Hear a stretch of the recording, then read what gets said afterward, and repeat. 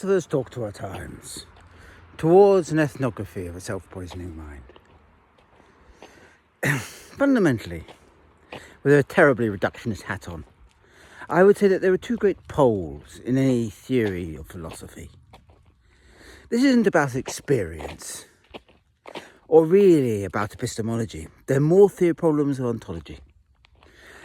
The one is the great theory of the Enlightenment, that from the wreckage of its own religion, wanted to keep what it felt to be the divine truth.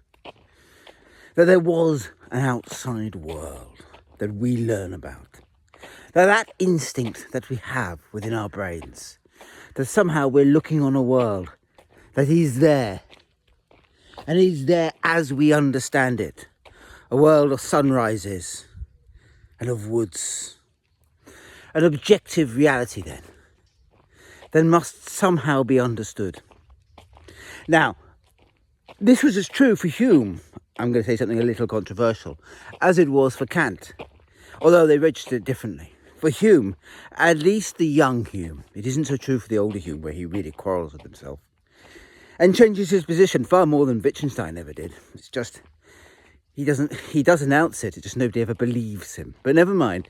In the young Hume, reality is conveyed by that vividness, that liveliness of perception that means they can never be confused with passion. And there is then a light dancing moment that defines reality as somehow different, as always special and unique. Or Kant goes through the rigorous and dreary logical deduction from the categories of judgment to the categories of perception, to understand how the world might be forged within us, but is forged within us, and might be therefore in a sense our idea, and yet it is forged as if it was external to us, according to laws and principles of justice, of judgment, that are simply universal and as true for us as they would be for God, so that we might create the idea, but we create it as objective truth, as external to us. Now, these are two very different positions, and yet both of them, in their different ways, think that the most important part of perception, the deepest part, in a sense, is to honour the externality of the world, to make it its own thing. And then you have to understand how we're a part of it as something separate. And so Hume, in his second book and his third book, will want to develop positions where you understand how humans are actually just simply part of the world as well.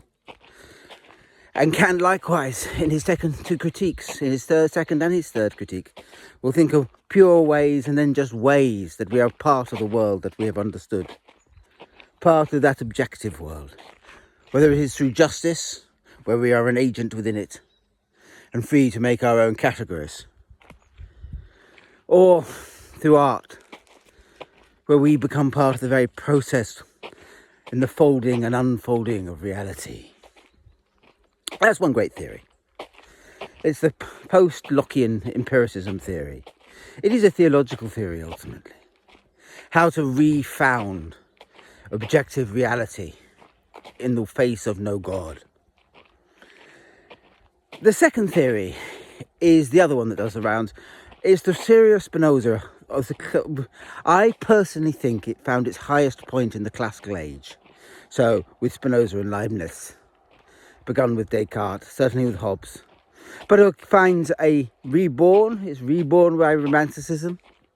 And that is, of course, the position that in order to understand the world, you have to understand yourself as a part of it. And that's it. You are simply a part of that which you understand. So every single perception that you have, every way you comprehend it, is nothing about objective reality, nothing about any sort of external truth, or at least it never ever begins that way. It rather starts off with a position, a conflict of forces that might have no centre, that might dance around the universe. And all your perceptions then relate to what you are. and not to what is going on within the world. The world might be your idea, but there's no kindly creator simply conjuring it up in your brain. It's rather something that is being pulled out from inside you. Whether that is ultimately guaranteed by a god, as it is for Leibniz, or not, as it is for Spinoza. There is this idea that you must always start with where and what you are, with being a part of the world. Okay, you say, fine. What's the point of this contrast? Well, I think you can only understand what is happening in terms of this contrast. I mean, happening to internet and the AI and the way it's wanting to rethink our minds. First of all, before I launch into that part, I probably ought to say no philosopher holds these positions. I have deliberately called them poles and not alternative positions. They're not mutually exclusive. On the contrary, all the classical eras, the Leibnizes of this world and the Spinozas, will be endlessly rethinking how you find objective knowledge, what it would mean, where it looks like. Does it exist in morality, so the best of all possible worlds? Or does it exist in common notions? They will therefore put us thrown amongst the world, but then want to find a way that we unthrow ourselves and thread ourselves back into the world of objective reality. It's just that objective reality won't look like the world of perception, but it will be the reason in some form or other, or a world of truth that can never be perceived or reduced to dreams or mere deliriums. All right. It is also worth pointing out, because of the theme of the last few days, where drugs existed within this. Because drugs are one of those, they're addictive dividing line, is what I think I would say. Because, of course, drug use, which was prevalent with the early modern period, is founded in the classical theory. It is, if you like, case one. You take these drugs and suddenly all your perceptions shift and change as your body is shifted and changed. So obviously you only perceive the world.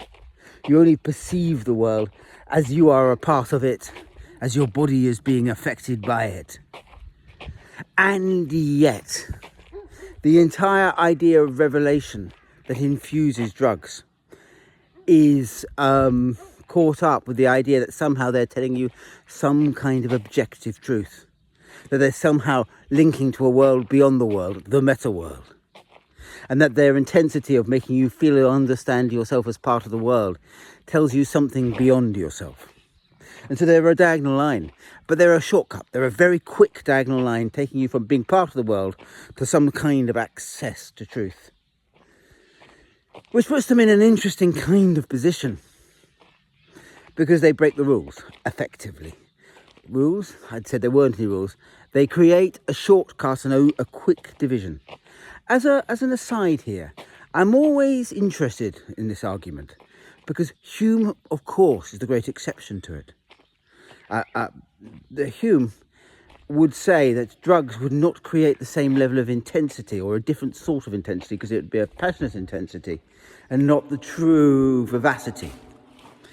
And in that, young Hume, at any rate, has worked out a way of understanding the world that bypasses this shortcut of drugs. I just say it in passing, because I have in my bones a feeling that there is an unwritten book, certainly I couldn't find it yesterday, about the links between Humean philosophy and the fact that opium was rife in London of his day. I just say that in passing, because it seems to me to be somehow relevant. I may yet come back to it, but it probably won't be in this series. It will probably be in a more philosophical, long-term look at Hume again. So what has this got to do with us? What has it got to do with the internet and the way that we are becoming addicted to the internet? Well, on a very rough and ready way, you could see that the internet has moved from its Enlightenment period to its Romantic period. And yet it's totally hidden from us. We haven't changed. It is the internet that has changed. So that when it began, 20 years ago, when it became into everybody's houses and just became a commonplace, it was very much the Enlightenment model for knowledge. The internet itself had all of knowledge on it, or at least it might one day have it, or at least a fair chunk, or at least as much as would be commercially viable to link. You can fill in the dots. But the point was that it was an external access, external to us, a locust, if you like, that you could then look up, find something, learn about it, and then pull back. So its model was very firmly the library. Its model was very firmly something external to us, a sequence of external truths. And you can see immediately then how AI is shifting that. It's moving it to the other great pole in thought. That's why it is such a profound difference, such an unsettling difference. The movement of the entire internet to AI and the dishing of that old Enlightenment model to this post-Enlightenment that we now live in, where we tend to treat the internet as if it was still the first model. But now, of course, what it is doing is endlessly learning about us, about what we search. It's locating us inside the internet, and as it interprets the world for us, it interprets us within that world. It has become the membrane, then, that positions us within the world within which we are trying to learn. We have moved back to a very classical way of being understood and understanding. And that matters. That matters because we then get addicted, because of the confusion that we have. We think we are looking at objective truth, that the AI is making our lives easier. But of course it isn't really, because it's not working on that rhythm. It's rather locating us within a wider system as a part of the world. And the confusion, of course, that we have is the straight confusion of the drug user. Because we then get addicted to our position, to what AI tells us, to the flattering way that it portrays the world in which we live. I think that's why executives love it, because it flatters them. It gives them a position where they feel themselves and can see reflected in it their importance. But it does that full stop. It creates an addictive world in the sense that it creates us having a unique position. So we think that the fact that the world revolves around us or is convenient for us is a product of the world. But actually it's just a product of the way the AI is using us, manipulating us. We are therefore caught very much within the world of the opium eater. The short circuit, this must be about objective truth, when actually it's just about a little poison, a little way that you are addicted, a little thing that you have taken. It creates a necessarily addictive model because you only get this position from your computer, and yet this position will become very important to you. But it also creates endless amounts of confusion, because how on earth can you reconcile because unless you are aware of what has happened, then it becomes infinitely confusing, because you assume that you found the objective world, that you're talking about something, truth beyond you. And to confuse that with the truth inside of you, that's immensely problematic. More than that, of course, you have the entire ultra-processed thinking and rewiring problems of the internet. Because you are trusting it as if it was objective truth, you are allowing it to give you truths that are actually designed for you. That is what I meant. That is ultra-processed thinking in its purest form. I thought I was looking for a god, but merely I just found the secret lusts of my soul. I thought I was looking for some sort of revelation, but what I actually get is a bite-sized search that everybody does. And it levels off all of those thinking, making you conform to a position that the kind of position an algorithm would think is acceptable to a large chunk of humanity. And here you notice I've moved the position slightly, because it learns about you, but it learns about you in the context of a slightly wider human. So that it is positioning you in a universe, but it is also creating the universe around the way it has positioned you. It's a very different world from the old world of the internet. And as you confuse the two, you will then rewire your brain to be a citizen within the world that it has given you. It's also worth pointing out the power here. It is no surprise that the people that invent such models end up as very far on the right, because their entire model is based on locating humans within a wider version of humanity and keeping them there, defining their thought through that wider gauze of humanity. The shift, then, towards AI, away from the old model of the internet, is across a red line in philosophy. All the great philosophers have crossed this red line, but all the great philosophers have given you long explanations, careful reasons, ways in which you can do it. They have written critiques about it, tried to understand it and understand it in different positions. We're just being asked to ignore it.